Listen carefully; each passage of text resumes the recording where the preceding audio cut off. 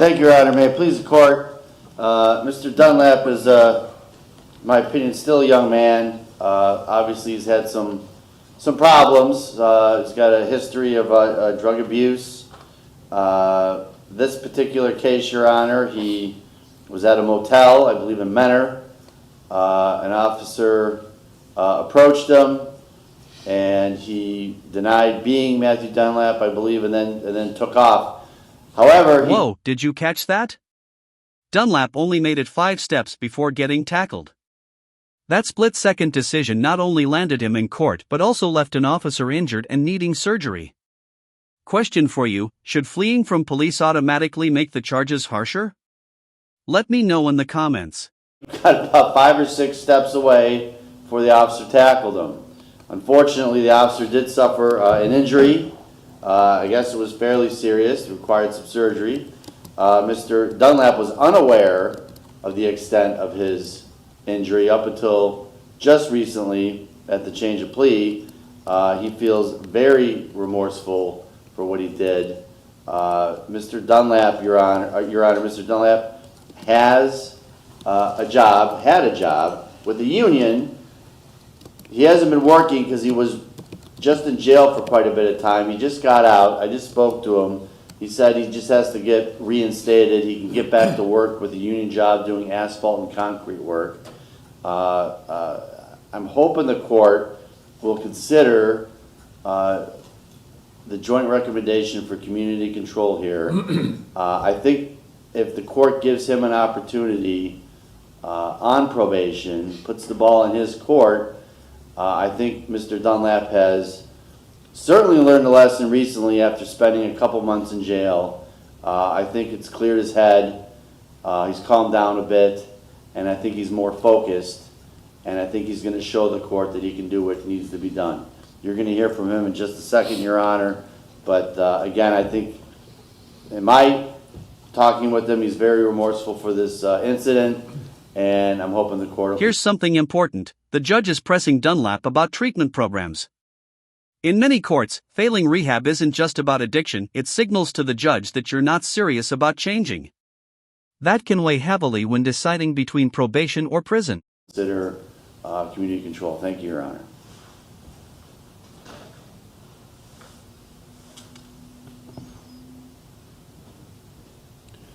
Okay, what do you want to tell me? Your Honor, I just wanted to let you and the court know that I'm sorry that the officer got hurt. Either way, I'd be, remorseful because I shouldn't have been running away in the first place. I shouldn't even put myself in that situation. I did have a drug problem, but these 90 days have definitely done a lot to my mentality. What?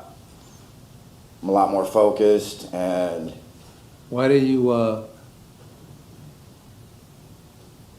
leave Matt Talbot after a day? that was the Keating Center. And, Keating, whatever. Okay. I guess I just wasn't, ready to. What do you mean you weren't ready? You've been screwing around with drugs on black and white for 17 years. What do you mean you weren't ready? I mean, my mind wasn't, as clear and focused and as sharp as I am now. I believe these 90 days really did something to my psyche and, my mentality. During the course of that 90 days, you also got kicked out of jail treatment, didn't you? Yes, Your Honor, I did. Why? It was an argument, just a verbal argument, and, The judge literally compares Dunlap's life to the same movie playing on repeat: bad choices, bad outcomes, over and over. That's harsh, but honestly, isn't it true? If someone keeps repeating the same mistakes for decades, what would you do if you were the judge?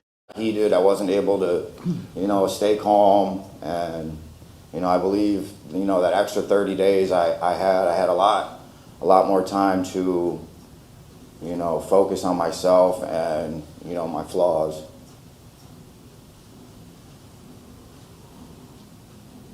I mean, you've had a lot of time over the years to focus on your flaws, and it's resulted in more flaws, more trouble, repeated trouble, same thing.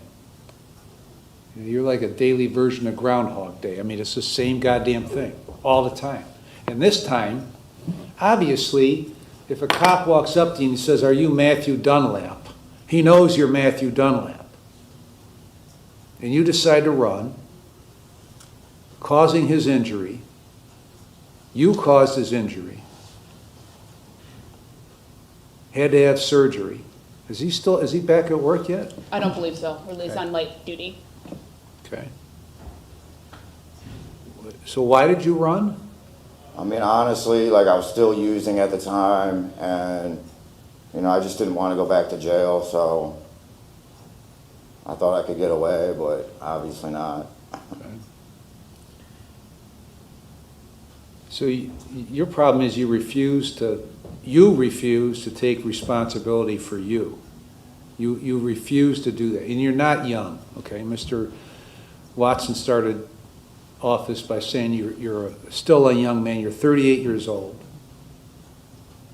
okay? And you haven't grown up at all. And you telling me that these 90 days you just did really focused you is nonsense, okay? I don't believe you, okay? If it focused you, then you would have completed Keating and you would have completed jail treatment. Why did you leave Keating? Because you wanted to, right? Basically, yes. Yeah. But, Your Honor, could I tell you that I left the Keating Center before the 90 days I had in jail, so I was able to clear my mind. This part hits hard. The judge is calling out Dunlap's failures as a father. His son is gifted, yet struggling with D's and F's while being raised by grandparents. That's real-life collateral damage of addiction. It's not just about court charges, it's about a kid growing up without stable parents. Jail. Okay. Okay.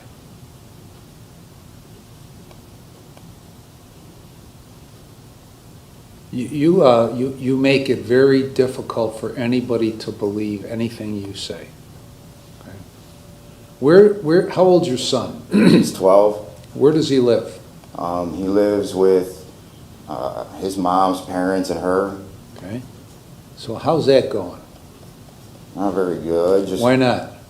because he's not with his mom and dad. Why not? Because my history of drug use. Okay, he's 12 years old. Right? Yes. So why are you so selfish that you don't prioritize his needs over yours? As well as his mother. Why are you two so selfish that you keep doing the same thing all these years and now he's 12? What input have you had in his upbringing? Not a very positive one, honestly, but Well, so what's the problem with his upbringing then?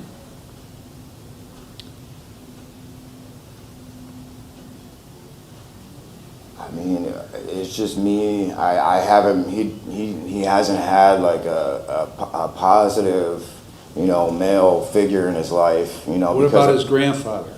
he's not the best. He's not the best. No.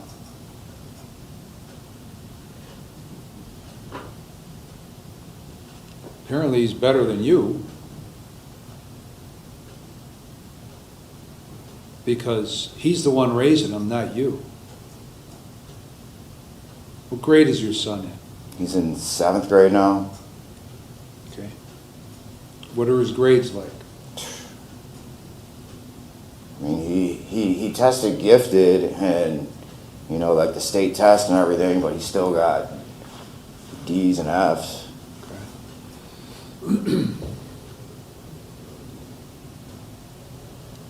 How long has that been going on? I mean, he was getting good grades, but I feel like, I mean, I've been locked up since he started school. You know, I haven't been able to help. You know, I know that I'm not the best teacher, but How is it that you would be able to help him if you're always getting strung out on drugs? I mean, when I'm getting strung out, I'm not very much help. Okay, why don't you stop doing that? I'm going to. You're going to. Why haven't you stopped yet? I have stopped. He's 12 years old.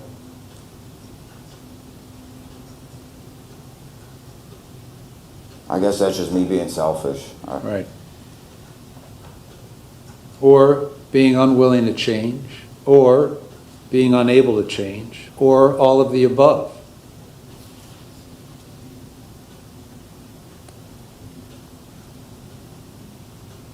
What else you want to say?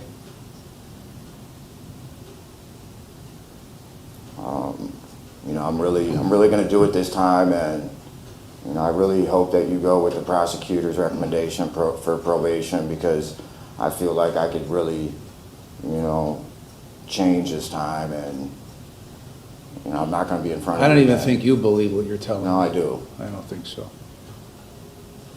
You seem very, very much insincere.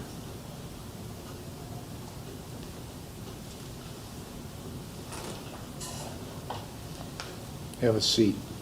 Ms. Bell? Thank you, Your Honor. The state would ask that you adopt the joint recommendation in this case for community control sanctions. The state would also recommend NeoCap. Thank you. What happened to your case in Minnesota? Well, I believe the statutes of limitations expired, so I mean, I don't think there's anything going on out there.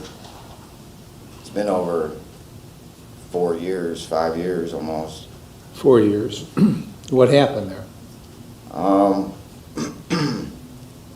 Basically, somebody I was with, we got caught with drugs, and I ended up doing a day in jail, and then I think there was just too much going on out there at the time, and they released me the next day, and And I never heard- that's I the never last heard- you ever heard of it? yeah, I've been checking like the warrant list and everything, and Right. I'm pretty sure that it was a statute of limitations. It's only 3 years for that felony. So this was like 6 months or 7 months after you got released from prison here. Yes. What were you doing in Minnesota? I went out there to get, you know, just for a geographical, you know, change, but obviously, you know, it doesn't matter where you live, you can find drugs anywhere. Right. Here comes the turning point. The judge could send Dunlap back to prison for a year. But instead, he's agreeing to probation with strict conditions, 4 years of community control, rehab, and drug monitoring. That's essentially the court giving him one final lifeline. They're gonna find you if you're looking. Now you're going to find them. They don't have the ability to get some legs and find you. Okay? You find them. You do that very well. Why do you, you've got the ability, at least by your own report here, that you told probation, to work and make $38 an hour. What do you do with all your money? Spend it on drugs, right?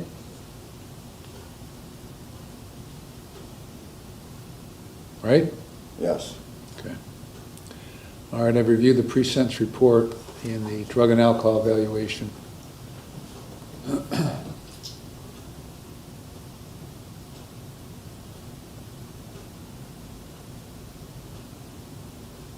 And I've considered all the provisions in 29, 29, 11, 12, and 13.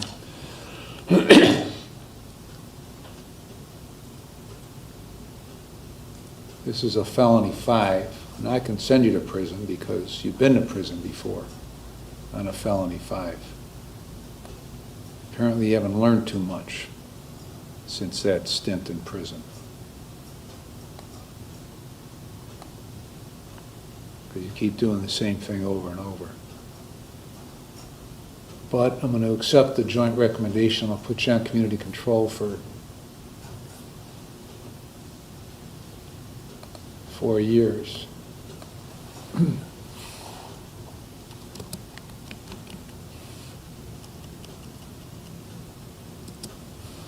You're going to serve 90 days in jail with credit for 3. After that, you're going to go to NeoCap, you're going to complete that program. The judge makes it crystal clear words don't matter, actions do. Dunlap says he's ready to change, but the court isn't buying it. Now the big question is, will probation actually turn his life around, or is this just another chapter in that Groundhog Day cycle? What do you think? Follow all the recommendations. You'd have no drugs or alcohol, and you'll be screened.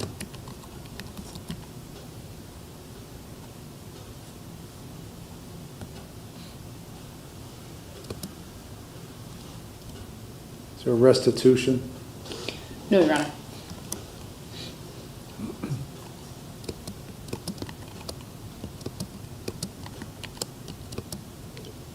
You see only one doctor and one dentist and one pharmacy for prescription medication. You take your medication as is prescribed. Sign releases so probation can get any records. You have a question? So I have to do 90 days in jail and then NeoCap? Yeah. What? Your Honor, I'm looking at you like a man. I'm ready to stay sober. I'm Okay. ready to do the right thing. Well, that doesn't mean anything. What you say doesn't mean anything. You by your actions, caused this injury to this officer who had to have surgery and he's still not back to work. What I should do is send you to prison for 12 months. Would that be better than 90 plus NeoCap? No, Your Honor. No? Well, why should you absolve yourself of any penalty whatsoever for causing this guy to have knee surgery? I'm not saying that I shouldn't get a penalty for it. What should the penalty be? What should the penalty be? I'm not. You're the judge. Right. So But you think my penalty is onerous and there should be some other penalty. Otherwise, you wouldn't be asking me these questions. I'm asking you, Your Honor. I'm doing the right thing right now. I've been out for almost 2 weeks. I'm sober right now. Put me on probation, please. And I did put you on probation. Now I'm second guessing whether I should have put you on probation. Let me show you through my actions that I could do probation and I will not be in front of you ever again. I put you on probation. Didn't I just put you on probation? You did. You want probation with no penalty. You want probation with no accountability for what the injury you caused to this officer by your stupid actions. That's what you want. That's your definition of probation. Ain't my definition of probation. I mean, you've been around the block enough to know this. But you just want what you want. What you want is to be able to walk out of here today without any penalty for what you did. Which clearly indicates to me that it ain't going to be very long before we're back here with a violation. That's what it indicates to me. You're going to get a mental health evaluation. You're going to follow all recommendations. You're going to obtain and maintain full employment.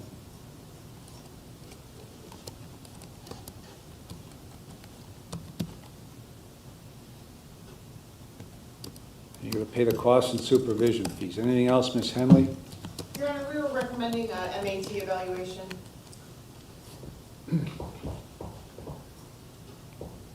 Isn't he been on drugs to prevent being on drugs for a long time? Yes, sir. Okay, so what's the value of that? Has that worked so far? What kind of drugs you've been on to keep you off drugs? Methadone?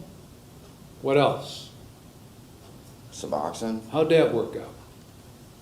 It worked out well for a while. Listen, I don't really give a shit what you do, okay? If you want to stay off drugs, then figure out how to stay off drugs, okay? I've given you terms you have to comply with, okay?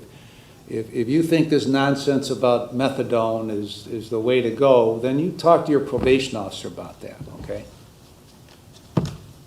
But it hasn't worked for you, so what you've been doing since 2008 ain't working. Do you have any question about the terms? Other than you're very unhappy about them? No. Okay, if you violate, the state will file a motion to terminate, and if I find you violated, I'll terminate you and send you to prison for 12 months. Anything else, Ms. Bell? Nothing further, Your Honor. Mr. Watson? Just briefly, Your Honor, I believe my client had posted a bond on this case. It's released. Thank you, Your Honor. All rise.